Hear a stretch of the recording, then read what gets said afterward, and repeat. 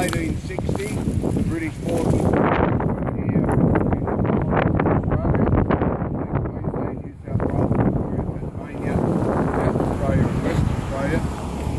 The British were fighting a war, I think, with the Maoris at the time, so they withdrew all their troops, and it then fell on the colonies, the various states as we know them today, but they were all independent, not a federation. But it fell on them to set up their own protection, their own military. So what they did in Europe, the European style, is to have a large army on foot. You can march an army from France to Belgium, from Belgium to Germany, from Germany to wherever you want to go. And if they can walk across water, they can come from Britain.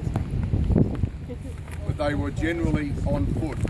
They had cavalry units, and they were specific to that era. They had the infantry and they had the cavalry, two entirely distinct areas.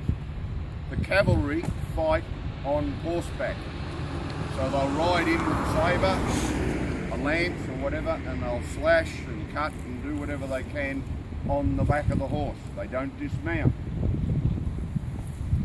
Infantry work on foot. They move in on foot, move back on foot, fight on foot. They march from point A to point B. They might have got into wagons, or they might have got onto trains in those in the early 1900s or late 1800s, but basically they were foot soldiers. Here in Australia, because the country is so large, there's no way you could march an army from Melbourne to Sydney.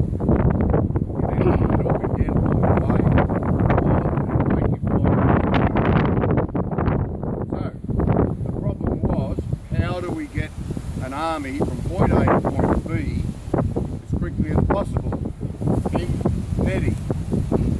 Okay? The quietest horse we've got. I've recorded today. I can tell you now, it doesn't get netting. What they did was they trained the infantry and put them in this area. You had small detachments. At Creswick, you had a troop